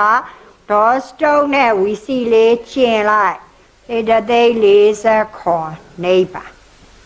ဒါဒီကျွန်တော်တို့ပညာဝါဒမှာသိထားပြီးတဲ့အာရမဏဓိပတိရဲ့သုဒ္ဓသင်္ချာလေးဖြစ်ပါတယ်ဒါလေးကသိနေရမယ်ဒါမှဒီထဲကနေဆွဲထုတ်ပါအဲ့တော့ဒီမှာတစ်ချက်သတိထားမှာဒီသူ့ရဲ့ပစ္စယဥပ္ပံကိုကြည့်လိုက်ပစ္စယဥပ္ပံမှာဘာတွေပဲရှိတယ်နန်းနေနော်အဲဒါကြောင့်မလို့ကျွန်တော်တို့အခုဒီမှာပစ္စယဥပ္ပံမှာအခုကုဆိုကုသိုလ်နန်းဆိုတဲ့ကသူ့အတွက်စဉ်းစားတဲ့အခါမှာဟိတ်ပတ်ကောက်ဖို့စဉ်းစားပြီးဆိုရင်အာရမဏဓိပတိလည်းစဉ်းစားရမယ်ပဟာဓိလည်းတကယ်လို့ဒီမှာကုဗျာတို့ဘာလို့ရောက်သွားပြီဆိုတော့ကုဗျာဆိုဒီဘက်မှာရုပ်ကြီးပဲရုပ်ဆိုရင်အာရမဏဓိပတိမပါဘူးသူကြရင်သဟဇာတာဓိပတိပဲအဲ့လိုလေးတွေတော့ ကိုယ့်ဘာကိုဉာဏ်ရှင်ပြီးတော့သုံးရပါတယ်နော်အဲ့တော့ဒါဆိုရင်အခုပြောလက်စလေးအခုကျမတို့ကကုကုကိုဟိတ်ပတ်ကောက်တော့မယ်ကုကုကိုဟိတ်ပတ်ကောက်တော့မယ်ဆိုဒါလေးကိုမျက်လုံးထဲမှာမြင်နေရမယ်မြင်နေတော့မှသူ့ရဲ့ပစ္စုပန်လေးထဲမှာကုသိုလ်တွေရှိတယ်အဲ့တော့အဲ့ကုသိုလ်လေးတွေကိုအာရမဏအဓိအတွက်ရင်ကောက်တော့မယ်ဆိုတော့ကုသိုလ်လေးတွေကိုဆွဲထုတ်ကြည့်လိုက်မဟာကုသိုလ်ကရှစ်ရှိတယ်ဒီမှာလောကုတ္တရာထဲမှာမဲကုသိုလ်၄ပါးဒီလိုလေးဆွဲထုတ်လိုက်နော်ကဲဒါဆိုရင်ဒီအာရမဏအဓိပတိတတ္တိလည်းကောက်ရတော့မယ်သဟဇာတာအဓိပတိတတ္တိလည်းကောက်ရမှာဖြစ်တဲ့အတွက်ကြောင့်မလို့ဒီဥစ္စာကိုဒီအာရမဏအဓိပတိရဲ့သုဒ္ဓသင်္ချာကိုလည်းလွတ်လို့မရအောင်နော်ဒါလေးကိုနားလည်နေမှနော်ဒီဟာတွက်လို့ရပါတယ်ဒီထိနားလည်တယ်နော်အဲ့တော့ဒါဆိုရင်အာရမဏအဓိပတိနော်သဟဇာတာအဓိပတိဆိုပြီးတော့သူ့ရဲ့အဓိပတိမှာဟိတ်ပတ်ကောက်တဲ့အခါမှာတတိ2မျိုးဖြစ်မှာဖြစ်တဲ့အတွက်ကြောင့်အခုကျွန်တော်တို့ဟိတ်ပတ်ကောက်ပါပြီကုကုရဲ့ဒါကတားကောက်ပြီးသွားပြီကုကုရဲ့ဟိတ်ပတ်ကောက်တဲ့အခါမှာအဓိပတိပစ္စယဟူသောဟိတ်ပတ်ဤအရာကားလို့ကောက်မှာဖြစ်တဲ့ကြောင့်အဓိပတိပစ္စယဆိုတဲ့အုပ်စုထဲမှာအာရမဏအဓိရောရလားထည့်ပြီးတော့စဉ်းစားရတယ်အခုဆိုရနေတော့ဒီထဲကနေဆွဲထုတ်ပြီနော်ဒီထဲကနေဆွဲထုတ်မှာဖြစ်တဲ့ကြောင့်ဒါလေးကိုကျွန်တော်တို့ကဆွဲထုတ်လိုက်ပြီးအခုစပြောမှဒီအာရမဏအဓိပတိလေးကိုပြောမှဆိုရင်ဒီထဲကနေဆွဲထုတ်လိုက်တဲ့အခါမှာသူရေးတဲ့အတိုင်းပြန်ရေးပါတယ်အလေးအမြတ်ပြုထက်သောနော်အဲ့တော့အလေးမြတ်ပြုတတ်သောမဟာကုသိုလ်ရှစ်ကလေးကိုအရင်ယူပြီနော်ဒီမဟာကုသိုလ်ရှစ်ဆိုတာမှာနှစ်ခုရှိတယ်ညာတန်လေးနဲ့ညာဝိတ်လေးအဲ့တော့သူတို့အာယုံပြုမှာဒီမတူတဲ့ကြောင့်ဆိုတော့ခွဲထုတ်ရတယ်နော်ခွဲထုတ်ရမှာသူတို့အလေးမြတ်အာယုံပြုမှာမတူတော့အလေးမြတ်ပြုတတ်သောမဟာကုသိုလ်ညာနာဝိပယုတ်စိတ်၄ပါးနော်ဒါလေးနဲ့ယူမှာပါမဟာကုသိုလ်ညာဝိတ်လေးကိုအရင်ယူတယ်နော်အလေးမြတ်ပြုရသောမဟာကုသိုလ်ညာနာဝိပယုတ်လေးဆိုလို့ရှိရင်သူဘာကိုလေးမြတ်ပြုမလဲဆိုတော့ဒီထဲမှာရှိတဲ့စိတ်ထဲကနော်ဒီစိတ်ပေါင်း84ပါးတွေကမဟာကုသိုလ်ညာဝိတ်လေးဖြစ်တဲ့ကြောင့်သူကလောကီကုသိုလ်ကိုပဲအာယုံအလေးမြတ်အာယုံပြုနိုင်တော့ဒီဘက်မှာအလေးအမြတ်ပြုထက်ဟိုဘက်ကပြုရဆိုတော့ဒီမှာပြုအပ်သောလောကီကုသိုလ်တတ္တရတ္တဒါဘု து အတွက်မဟာကုသိုလ်ဒီရှစ်ထဲကနေညာဝိတ်လေးကိုဆွဲထုတ်ပြီးတော့ပြီကဲညာဝိတ်လေးပြီးသွားပြီပြီးညာတန်လေးနော်ညာတန်လေးကြံသေးတယ်ဆိုတော့ညာတန်လေးအတွက်လည်းဒီလိုပဲအလေးအမြတ်ပြုထက်သောဒါလေးတွေဒီလိုလှမ်းခေါ်တာပေါ့အာတတ်သောနော်ပြီးတော့မှအကုန်ဆိုမယ်အလေးမြတ်ပြုထက်သောမဟာကုသိုလ်ညာနာတံပယုတ်လေးပေါ့နော်အဲ့တော့မဟာကုသိုလ်ညာတန်လေးဆိုရင်တော့သူဒီဘသူကိုအလေးမြတ်ပြုနိုင်လဲဆိုတော့ခုနကုသိုလ်တွေ22ပါးရှိတဲ့အထဲမှာအရဟတမက်ကလွဲရင်ဟုတ်တယ်နော်ဒါကြောင့်မလို့သူကြတော့အလေးအမြတ်ပြုအပ်သောအရဟတမက်ရှိရင်တဲ့ကုသိုလ်ဝိဒ20အဲ့ဒီအပြင်ဒီမဟာကုသိုလ်ညာတန်လေးဒီတကယ်လို့ဂုတ္တရဘူးအစင်ရအောင်ဘသူ့ကိုအာယုံပြုနိုင်တယ်နိဗ္ဗာန်ကိုလည်းအလေးမြတ်အာယုံပြုနိုင်တယ်နော်ဒီယုန်နေနဲ့ကြလဲဖိုလေးနေဖိုနေနဲ့ကြလဲပဲ तू ကအရဟတဖိုကလွဲရင်အောက်ဖိုသုံးကိုအာယုံပြုနိုင်တယ်နိဗ္ဗာန်ဒီအာယုံပြုနိုင်တယ်ဒါဆိုဒီမှာဆိုတော့နော်ဒီအုပ်စုလေးပြီးသွားပြီမဟာကုသိုလ်ရှစ်အတွက်ဘယ်နှခုခွဲပြောလဲနှစ်ခုမဟာကုသိုလ်ညာဝိတ်လေးနဲ့တစ်ခါပြောမယ်မဟာကုသိုလ်ညာတန်လေးနဲ့ပြောမယ်ပြီးရင်ပါရှိသေးတယ်မက်လေးနော်မဲရဲ့ထုံးစံဒီထုံးအလေးမြတ်တွေမရေးဘူးအမြဲတမ်းသူဒီ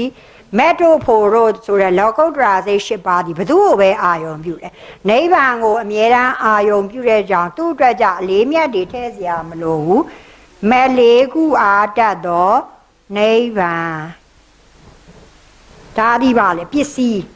ဆရာမတို့လှမ်းခေါ်ပြီးတော့ရေးမှဖြစ်ကြောင်းပစ္စည်းတရားတို့ဤအာရမဏဓိပတိတတ္တိအခုမှပါပဲပြီးရတယ်အာရမဏဓိအဲ့တော့ဒီမှာတတိထားမှာဒီဟေတုမှာဒါအဓိပတိမှာဒါလေးတွေတတိထားရတယ်အခုဒီမှာပ ပစ္စယဥပါမဲ့မှာကုသိုလ်ဆိုတဲ့နာရှိနေပြီဆိုရင်အာရမဏဓိပတိတတ္တိလည်းကောက်ပေးရမယ်ပြီးတော့မှပုံမှန်တိုင်းသဟဇာတာဓိပတိအတွက်ဆက်ကောက်တယ်နော်အဲ့တော့ဒါဆိုရင်ဒါအာရမဏဓိပတိတတ္တိရသွားပြီရပြီးရင်သဟဇာတာဓိပတိအတွက်ကတော့ထုံးစံအတိုင်းနော်သဟငယ်ဖြစ်တဲ့အတွက်ကြောင့်မလို့တံပယုတ်တခန္ဓာအာတတ်သော